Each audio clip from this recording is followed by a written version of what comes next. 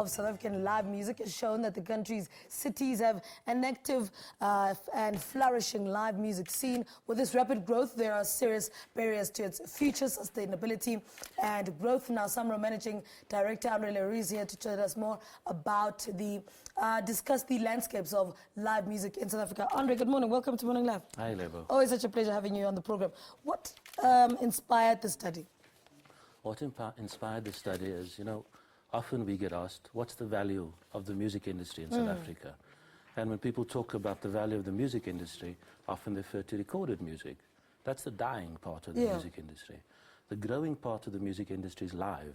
The part that puts money in the hands of artists and the pockets of artists and their families are live. So, and nobody knows exactly what the value is and neither how to grow it. So for the artists, it's important so that they know the spaces they can perform at. For the venue owners, they need to know how to survive better. And for the audiences like yourselves, you need to know where the gigs are, that it's happening, and that you can go. So for us, as the SAMRO Foundation, we saw it important to try and not only quantify the sector, but to see what we can do about growing live music circuits. What did you find in the study? What we found, we researched over 200 venues. Initially, the study was done in 2010 by Mashito. It was done last year by the Concerts SA program. What we found was that actually there are quite a few venues. Many of them are established in the last 5 years. Also, quite a number of the venues die. And the reason they die is because it's very difficult to run these venues. So what the research said was that we need to foster those kinds of small venues. We've got to figure out what makes them tick. And then most of all, we've got to figure out how do you get the goods, the cultural goods, being the artist, to move from one venue to the next. So you develop a circuit.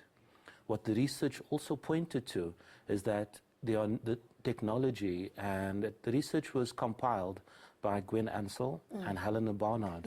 Helena Barnard is, she's a very important person in terms of understanding how industries work. And what they realized is that technology has also influenced the live music sector. PA systems are a bit cheaper. We also found that many of the venues are now better resourced. Many of them have technical. Many of them have started to use social media. Some of them are starting to pay their artists better. Of course, for us, that's cool. So they are becoming more sustainable. But still there are problems. There are major challenges. As we know that the audiences are niched. We come from an apartheid society. We come from apartheid cities. And the cities themselves, that's where live music is thriving more than ever before. But the problem are the rural areas. In the rural areas, you don't have live music venues. In the disadvantaged areas, we've still got the community walls that are under-resourced. In provinces like those that are not the Western Cape, and Gauteng and KZN, 5% of the festivals occur in all the remainder of the provinces. So there's a dearth of live music performance. Especially there's a weakness when it comes to these venues.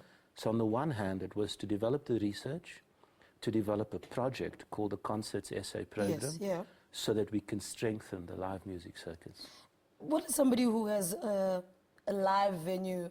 How do they start to turn things around and they're listening to our conversation and thinking, what do I do with it? I think number one is to visit our website and to read the document. Because the document points to, we met with, we're working with 12 venues across the country. And we got the venues in Johannesburg together. It includes Nikki's and African Freedom Station and a couple of those venues in Soweto Theatre. And then we're working with Rainbow Room and Bat Centre and all of those in Durban.